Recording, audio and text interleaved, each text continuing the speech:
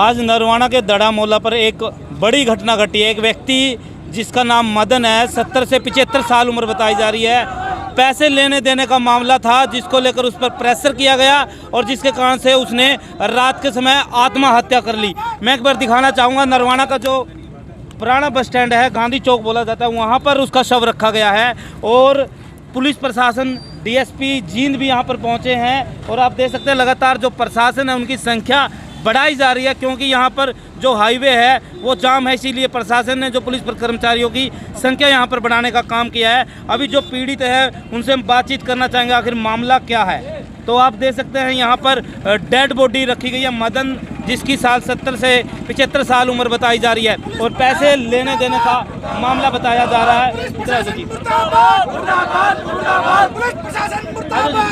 जो बताने वाला इधर आ जाओ।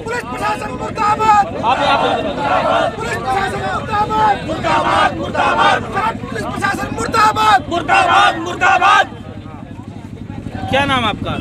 मेरा नाम कुलदीप शर्मा है। क्या लगता था मैं तो आज जो मामला हुआ है मदन के साथ, जो घटना घटी है, इस क्या कारण है, क्या कुछ काम हुआ था, क्या मामला था पूरा?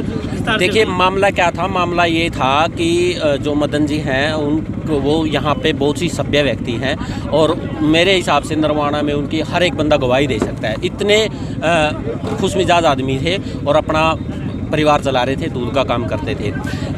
यहाँ पे एक फाइनेंसर है, पता नहीं कौन है कौन नहीं है, क्या नाम है उसका, बीरबान है, ठीक है। तो वो पिछले काफ़ी दिनों से उनको परेशान कर रहे थे, धमकियाँ दे रहे थे। कई बार 10-10 गुंडे भी आके उनको, घर वालों को परेशान करते थे। रात को भी आते थे और कल रात को भी आए थे। लेडीज़ों को भी गंदी गंदी बातें कह के जाते थे, तो भाई तुम्हारे परिवार को उठा लेंगे, ये कर लेंगे, वो कर लेंगे।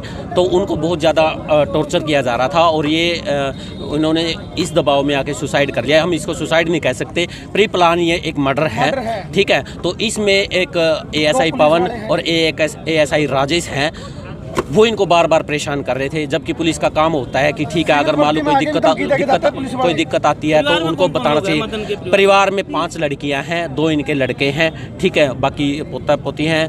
तो परिवार का तो आपको पता ही है, बुरा हाल हो रहा है रो रो के, क्योंकि जिनके जो मदन ने कुछ पैसे लिए तो मदन का पैसे का कोई इनका इतना लेन देन नहीं था। कुछ थोड़े बहुत पैसे होंगे, 20-30 हज़ार रुपये। वो इन्होंने क्या किया, उसकी एवरेज में कोई पता नहीं चेक वगैरह ले लिया होगा। तो वो पंचायत भी गई थी, पंचायत वालों ने पैसे इसके बहुत ज़्यादा निमेट दिया था, उस 30 के अलावा भी।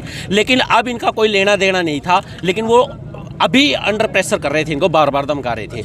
और ये जितने बंदों से यहाँ पे सुना भी है, यहाँ पे इन्होंने तहलका मचा रखा है, क्योंकि एक इनका लड़का वकील है। बात आई, पुलिस वाले आए थे कल, हाँ। तो उनका क्यों कहना, उनका कहना ये, जो एक पुलिस वाला आया था उसका कोई रोल नहीं है, किसी भी केस में कोई रोल नहीं है। तो जब आपको भी पता है पुलिस कोई कार्रवाई करती है और जिसका किसी भी केस में कोई रोल नहीं है, उसका एएसआई पवन है, शायद पवन है और राजेश है एक, ठीक है। एक उनमें से कहता है कि मैं उस केस में आईओ हूँ। चलो आईओ आता है, वो भी सभ्य तरीके से बात करता है। ये थोड़ा होता है कि लेडीजों को गाली गलौज करता है, सिविल वर्दी में आता है। दूसरी बात, अगर आप किसी के घर जा रहे हो, लेडीज से बात कर रहे हो, मान लो घर में आदमी है, कई बार बाहर भीतर होता है, तो साथ में लेडीज पुलिस भी होनी चाहिए। तो अगर ऐसी बात करें तो बात करें, आईओ बनाएगा, वो केस इनकी तरफ से किया गया था?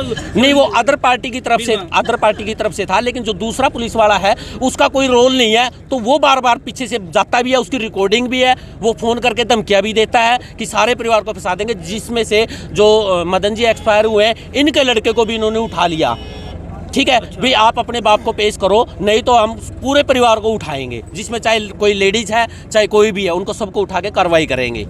जो मदन ने आत्महत्या करी है, ये मतलब कब की बात है? ये रात की बात है। रात की बात है। तो कल 2 पुलिस वाले आए थे और उन्होंने बिल्कुल डिमोटिवेट किया, मतलब यूँ प्रेशर डाला है, भाई कोर्ट में पेश हो, पुलिस में थाना में पेश हो। उनको मतलब बहुत ज़्यादा प्रेशर कर दिया। तो रात भी कुछ बंदे भी आए हैं, गाली गलौच भी करके गए हैं। घर मेरी बहू है, छोटी मतलब भाई की बहू है, तो उनको भी कुछ ना कुछ असभ्य बहुत ही बातें बोले गए हैं। तो रात प्रेशर में आके उन्होंने ये कदम उठाना पड़ा। यूँ समझ लो कि मतलब इतना प्रेशर डाल दिया गया, बहुत ज़्यादा।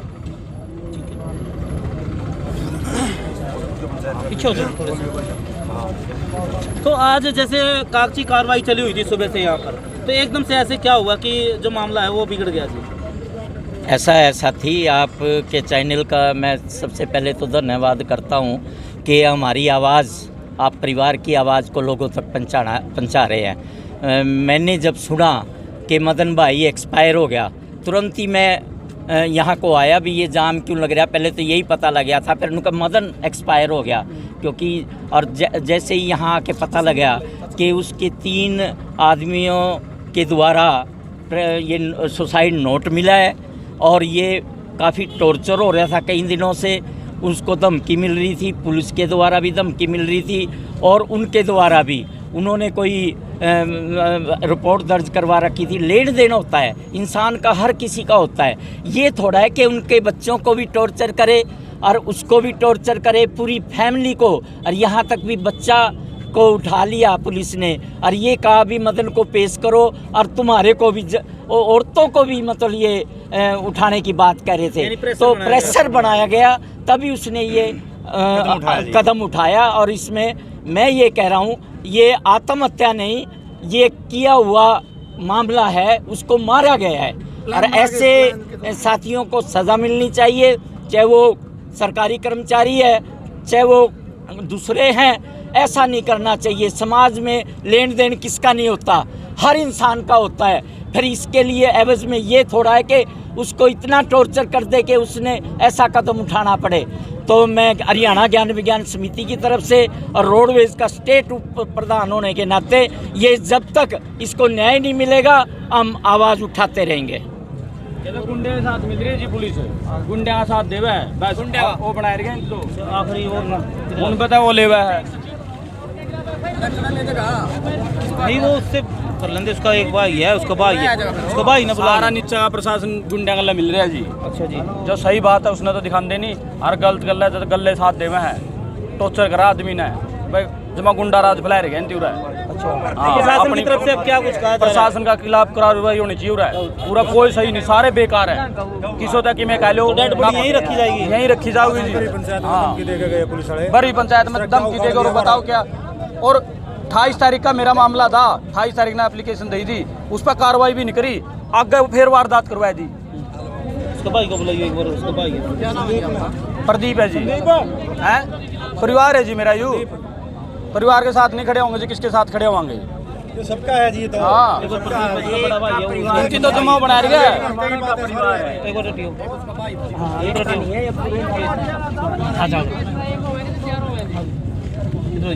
आप इधर और दे भाई राई साइड हो रहा है,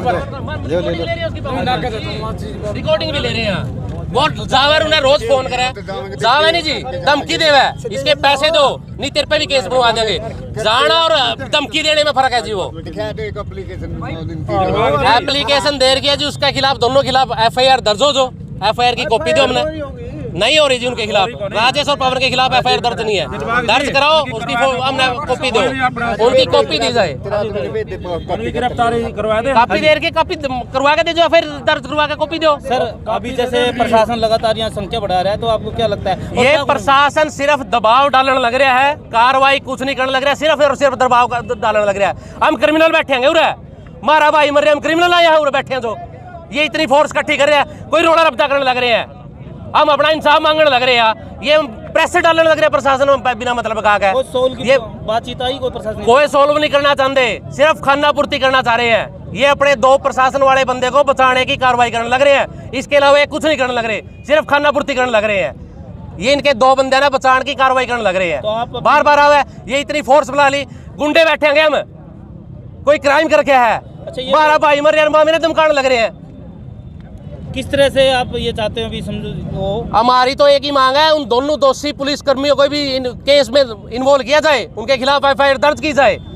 जब तक उनके खिलाफ FIR नहीं होगी, हम यहाँ से उठने वाले नहीं है किसी भी कीमत पे। अच्छा जी, हाँ पुलिस वाला के लीजिए आज खड़ी लगनी चाहिए, प्रधानमंत्री का लक्षण है, गिरफ्तार कर लो, प्रधानमंत्री का लक्षण है, क्या गिरफ्तार होना चाहिए, ये कहो गिरफ्तार हो तो उनकी अपना क्यों है, गिरफ्तारी कर लो उनकी, आज कड़ी में लेके जाओ ना। चलो अपना छोरा ना अरेस्ट करो, वो कोर्ट में रुका बैठा है, सस्पेंड भी कर दिया है राजेश। एक ये सिर्फ और सिर्फ मौखिक बातें हैं जी।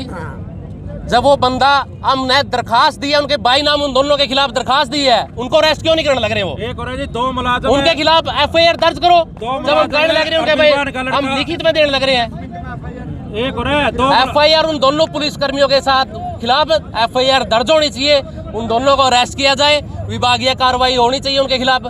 जब तक उनके खिलाफ कार्रवाई नहीं होगी हम यहाँ से उठने वाले नहीं है किसी भी कीमत पे। दाह संस्कार नहीं करोगे फिर? दाह संस्कार के हम पोस्टमार्टम भी नहीं करवाने लग रहे तब तक तो।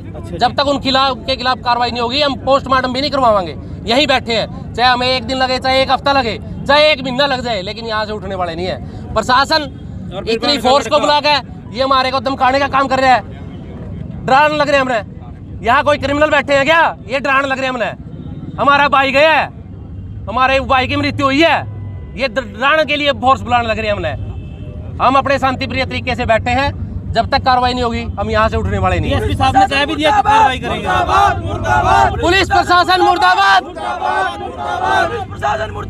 मुर्दाबाद, मुर्दाबाद। एसपी साहब ने ये भी कह दिया कि कार्रवाई कर देंगे। किस तरह से आश्वासन? जब तक वो लिखित में उनके खिलाफ FIR दर्ज नहीं करते, हमें FIR की कॉपी नहीं देंगे, तब तक यहाँ हम यहाँ से उठने वाले नहीं है। लड़का क्या बैठा उसका बिरबान का जी कोर्ट में, उसको उठाओ। कोर्ट में बैठा लू क्या जी वहाँ, उसका पुलिस वाले क्यों नहीं ठहरे कोर्ट में? लू क्या बैठे उसको उठाओ। उठाया रखा उसके दिखाया हुआ है और बल्कि एक जना ध्यान दे, पुलिस कोर्ट में नहीं ये सब का ही है, उसको उठाओ।